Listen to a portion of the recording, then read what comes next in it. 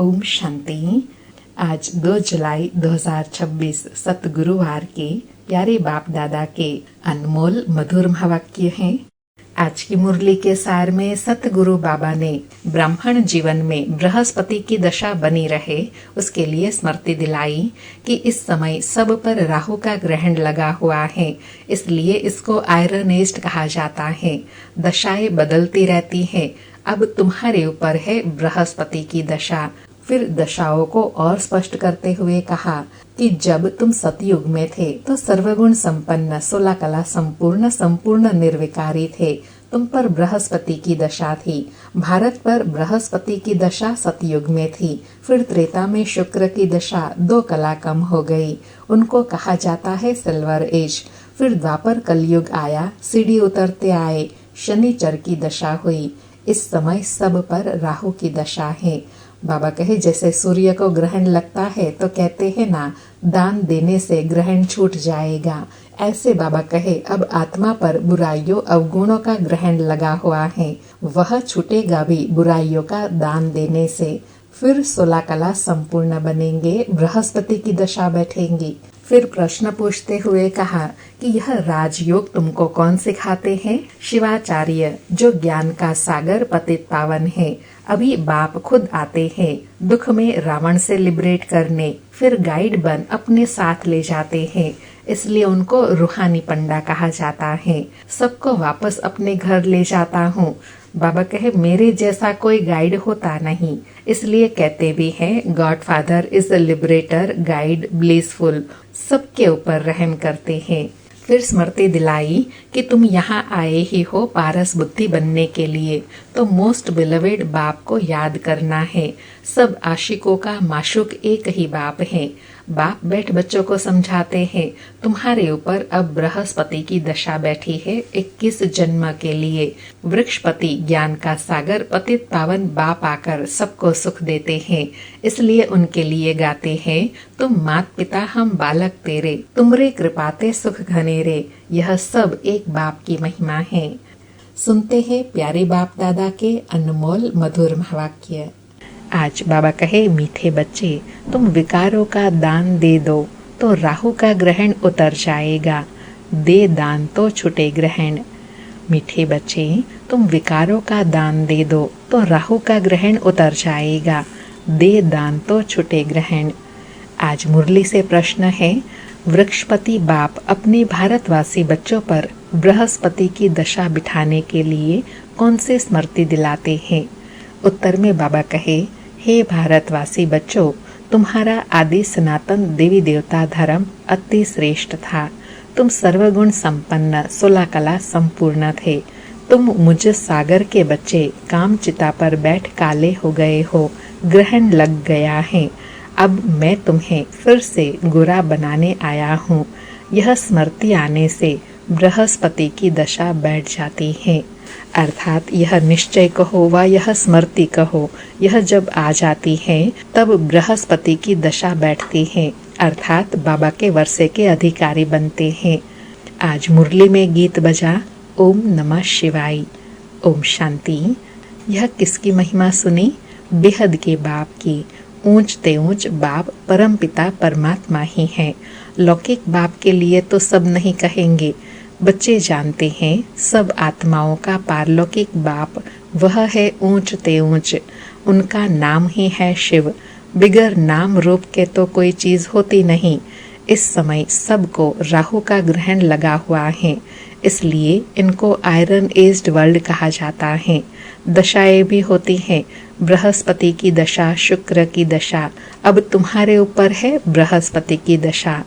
बाबा कहे जिसकी महिमा सुनी ऊंच ते ऊंच भगवान शिव बाबा, उनका असल नाम है शिव। बाकी किस्म किस्म के अनेक नाम रख दिए हैं, असल नाम है शिव बाबा। अर्थात कर्तव्य के अनुसार अनेक नाम रख दिए हैं, लेकिन एक्चुअल नाम है परमपिता शिव परमात्मा। बाबा कहे बाप समझाते हैं मैं बीज रूप हूँ, चैतन्य हूँ। सत चित कहते हैं। फिर कहते हैं वह सुख का सागर है, आनंद शांति का सागर है। महिमा सारी उस एक की ही है। भारतवासी महिमा गाते हैं, परंतु समझते कुछ भी नहीं, एकदम पत्थर बुद्धि हो गए हैं। पत्थर बुद्धि किसने बनाया? बाबा कहे पत्थर बुद्धि किसने बनाया? रावण ने। सतयुग में भारतवासी पारस बुद्धि थे। आज से 5000 वर्ष पहले यह भारत पारसपुरी था, जिसमें देवी देवता रहते थे। भारत ही अविनाशी खंड गाया हुआ है। भारत में ही पारसपुरी देवता थे। इस समय पत्थर बुद्धि पतित रहते हैं। पतित कैसे बनते हैं, यह भी बाप ने समझाया है। द्वापर में जब काम चिता पर बैठे हैं तो काले बन जाते हैं। काम अग्नि में सब भस्म हो गए हैं। उसमें भी खास भारत की बात है। बाबा कहे विकारों से सभी आत्माएं काली पतित बन गई हैं।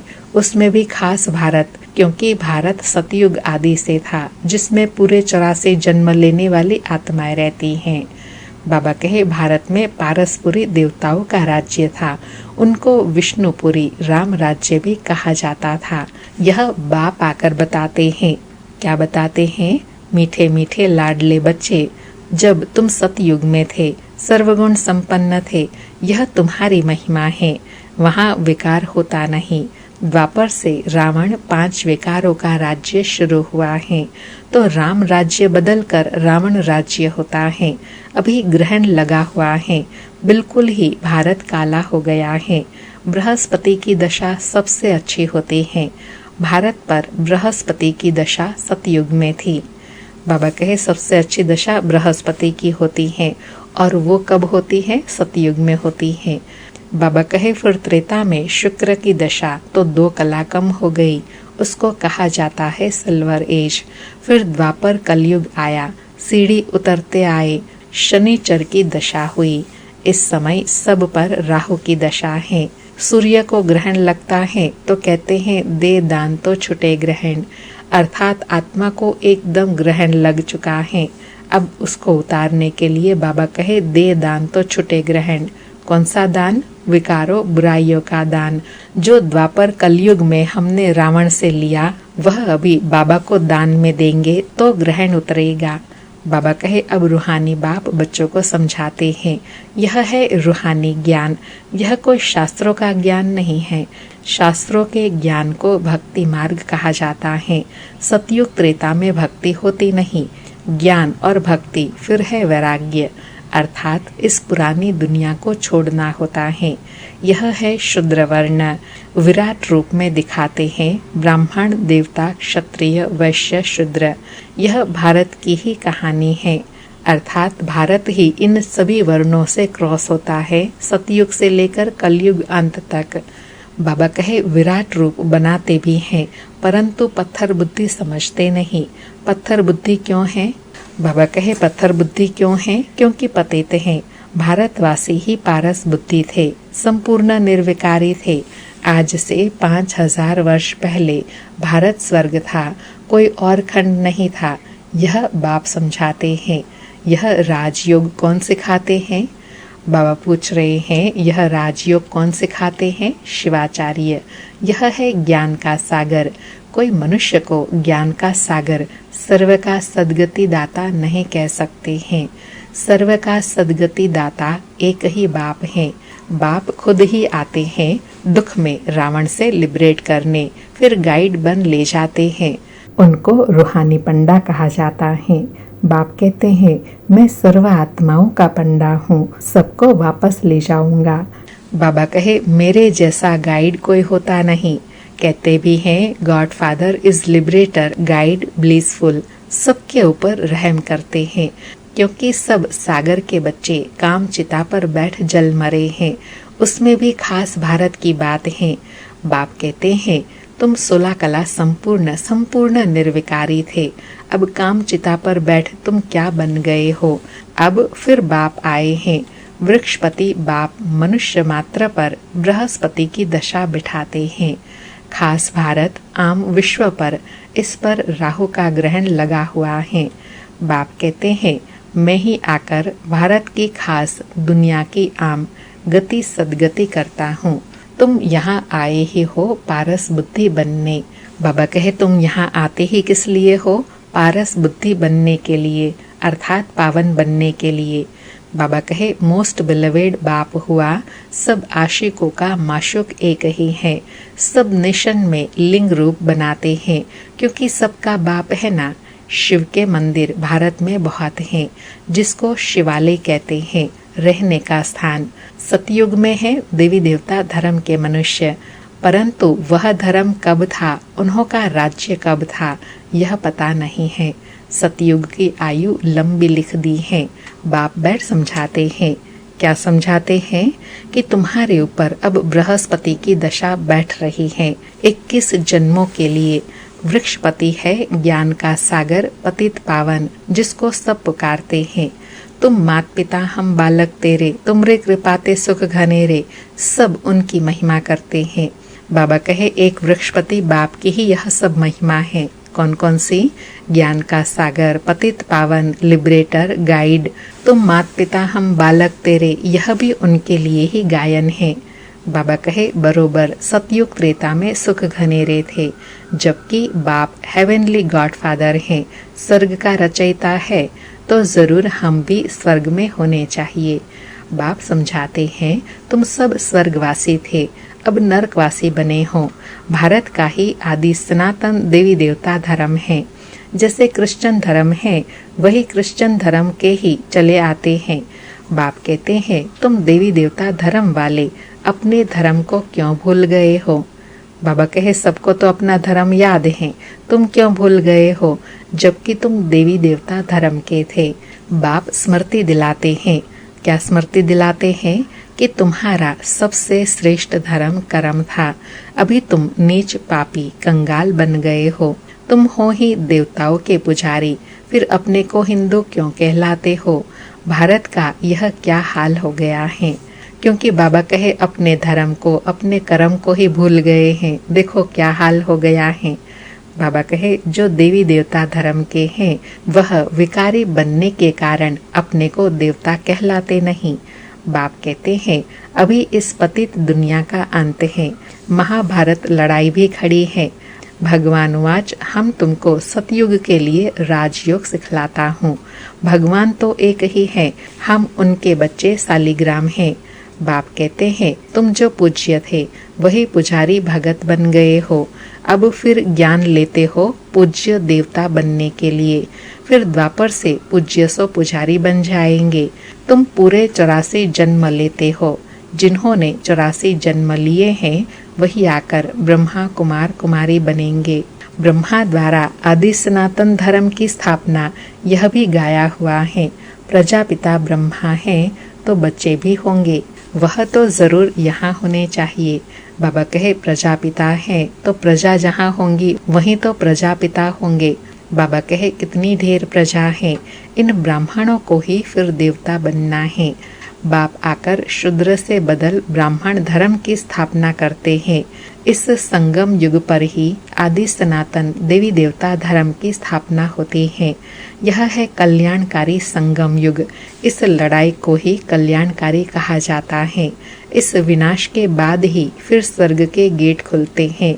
तुम यहाँ आए ही हो स्वर्गवासी बनने व विष्णुपुरी में चलने। तुम बच्चों पर अब अविनाशी बृहस्पति की दशा है। बाबा ने फिर स्मृति दिलाई कि अभी तुम पर अविनाशी बृहस्पति की दशा है। 16 कला संपूर्ण कहा जाता है। बाबा कहे बृहस्पति की दशा को 16 कला संपूर्ण कहा जाता है। फिर 2 कला कम होती है तो शुक्र की दशा कहा जाता है। सतयुग में बृहस्पति की दशा है, फिर त्रेता में शुक्र की दशा, फिर नीचे गिरते आए हो मंगल की, शनिचर की, राहु की दशा भी होती है। जन्म जन्मांतर उल्टी दशाएं फिरती आई हैं। अब बाप द्वारा बृहस्पति की दशा बैठी है। बाबा कहे अनेक जन्म अनेक दशाएं बदलती आई, अब बाबा मिले हैं तो बृहस्पति की दशा बैठी है। यह है बेहद का बाप, ज्ञान का सागर, पतित पावन। वही तुम्हारा बाप भी है, शिक्षक भी है, सतगुरु भी है। बाकी सब है झूठे, किसी की सदगति कर नहीं सकते। इसको कहा जाता है विशेष वर्ल्ड, वह है वाइसलेस वर्ल्ड। अब विशेष वर्ल्ड में सभी बहुत दुखी हैं। लड़ाई मारा मारी क्या क्या हो रहा है। इसको कहा जाता है खूने नाहे खेल। बिगर कोई कसूर के क्या क्या करते रहते हैं। बाबा कहे अंतिम समय है ना, महाभारी लड़ाई का समय, तो इसमें बेकसूर भी दुखी होते हैं, इसलिए इसको खूने नाहे खेल कहा जाता है। बाबा कहे एक ही बम ऐसा गिराएंगे जो जट सारे खलास हो जाए। यह वही संगम युग का समय है। बाबा कहे तुम देवताओं के लिए फिर नई दुनिया चाहिए। तो अब बाप कहते हैं, क्या कहते हैं, मीठे मीठे बच्चे मन मना भव। यह कौन से बाप ने कहा? शिव बाबा ने। वह तो है निराकार। यूं निराकार तो तुम भी हो, परंतु तुम पुनर्जन्म में आते हो, मैं नहीं आता हूँ। इस समय सब पतित हैं, एक भी पावन नहीं। पतित बनना ही है, सतो रजो तमो में उतरना पड़े। इस समय सारा झाड़ जड़ जड़ीभूत अवस्था को पाया हुआ है। दुनिया बिल्कुल पुरानी हो गई है, अब फिर से उनको नया बनाना पड़े। पतित दुनिया में देखो मनुष्य कितने हैं, पावन दुनिया में बहुत थोड़े राज्य करते हैं। एक ही धर्म था और कोई धर्म नहीं था। भारत को ही हेवन कहा जाता है। गाया जाता है, घट ही में सूर्य, घट ही में चंद्रमा। सतयुग में 9 लाख होंगे, पीछे फिर वृद्धि होती है। बाबा कहे यह गायन भी सृष्टि के लिए ही है। बाबा कहे पहले बहुत छोटा फूलों का झाड़ होता है, कांटों का कितना बड़ा फॉरेस्ट है, जंगल है। दिल्ली में मुगल गार्डन देखो कितना अच्छा है, उससे बड़ा कोई गार्डन नहीं। फॉरेस्ट देखो कितना बड़ा होता है। सतयुगी गार्डन भी बहुत छोटा है, अर्थात सतयुगी सृष्टि बहुत छोटी है, जिसमें पॉपुलेशन बहुत कम है, तो सब सुखी है। अभी कलयुग है, इसको बाबा कहे फॉरेस्ट बन गया है। फॉरेस्ट का विस्तार ज्यादा होता है, जिसमें कांटे होते हैं, तकलीफें होती हैं, कष्ट होता है। अब गार्डन ऑफ अल्लाह, गार्डन सतयुग में ले जाते हैं। बाबा कहे फिर वृद्धि को पाते पाते बड़ा होता जाता है। अभी तो कांटों का जंगल हो गया है। रावण के आने से कांटे बन जाते हैं। यह है कांटों का जंगल। आपस में लड़ते रहते हैं तो एक दो को मारते हैं। कितना क्रोध है, बंदर से भी बदतर कहा जाता है। तो बाप कहते हैं, मेरे लाडले बच्चे, तुम्हारे ऊपर अभी वृक्षपति की दशा है। अब दे दान तो छुटे ग्रहण, संपूर्ण निर्विकारी अब यहाँ बनना है। फिर यह शरीर छोड़ जाकर शिवालय में आ जाएंगे। शिवालय में बहुत सुखी होते हैं, क्योंकि बाबा ने ऊपर भी बताया ना, बृहस्पति की दशा है, इसलिए सब सुखी हैं। देवी देवताओं का राज्य है। सतयुग को कहा जाता है शिवालय, कलयुग को कहा जाता है वैश्यालय। यह वैश्यालय रावण ने स्थापन किया है। अब बाप कहते हैं पतित से पावन बनना है। कैसे बनेंगे? बाबा कहे पतित से पावन कैसे बनेंगे? क्या त्रिवेणी में, गंगा में स्नान करने से पावन बन जाएंगे? यह तो जन्म जन्मांतर करते आए हो। करोड़ों मनुष्य जाकर स्नान करते हैं। बहुत नदियाँ, नाले, तालाब आदि हैं, जहाँ पानी देखते हैं जाकर स्नान करते हैं, क्योंकि अपने को पतित समझते हैं। बाबा कहे ऐसा क्यों करते हैं? क्योंकि अपने को पतित समझते हैं तो सोचते हैं इसमें स्नान करने से पावन बन जाएंगे। बाबा कहे अब पारसनाथ तुम्हारी पारस बुद्धि बना रहे हैं, तो ऐसे पारसनाथ बाप को कितना प्यार से याद करना चाहिए। अच्छा, मीठे मीठे सिकिलधे बच्चों प्रति माता पिता बाप दादा का याद प्यार और गुड मॉर्निंग। रूहानी बाप की रूहानी बच्चों को नमस्ते। हम रूहानी बच्चों की रूहानी माता पिता बाप दादा को याद प्यार, गुड मॉर्निंग और नमस्ते नमस्ते। सारी मुरली से धारणा के लिए सार है। पहला पॉइंट, इस कांटों की दुनिया से फूलों के बगीचे में जाने के लिए जो भी कांटे अर्थात विकार हैं, उन्हें निकाल देना है। पारस बनाने वाले बाप को बड़े प्यार से याद करना है। दूसरा पॉइंट, इस कल्याणकारी संगम युग पर शूद्र से ब्राह्मण सो देवता बनने का पुरुषार्थ करना है। राहु के ग्रहण को उतारने के लिए विकारों का दान देना है। आज का वरदान है, संगम युग पर हर कर्म कला के रूप में करने वाले 16 कला संपन्न भव। संगम युग पर हर कर्म कला के रूप में करने वाले 16 कला संपन्न भव। स्पष्टीकरण है, संगम युग विशेष कर्म रूपी कला दिखाने का युग है।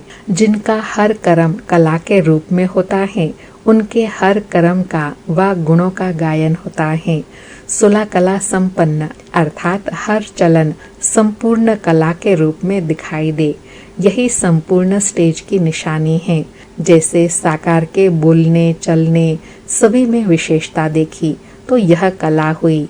उठने बैठने की कला, देखने की कला, चलने की कला थी, सभी में न्यारापन और विशेषता थी। तो ऐसे फॉलो फादर कर 16 कला संपन्न बनो। आज बाबा ने 16 कला संपन्न बनने की विधि बताई कि अपने हर कर्म को विशेष बनाना है। और वह विशेष कब बनेगा? जब एक बाप की स्मृति में रहेंगे, तब हर कर्म विशेष होगा, हर कर्म गायन योग्य बन जाएगा। उसके लिए फॉलो फादर। आज का स्लोगन है, पावरफुल वह है जो फौरन परख कर फैसला कर दे।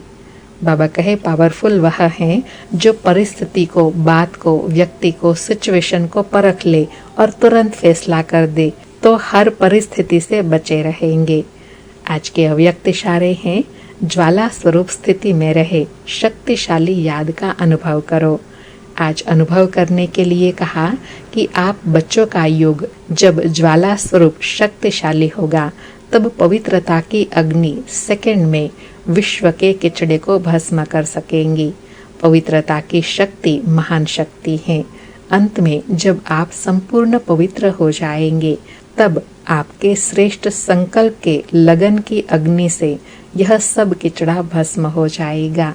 तो बाबा कहे ऐसे जो 63 जन्मों का किचड़ा है, वह समाप्त कब होगा?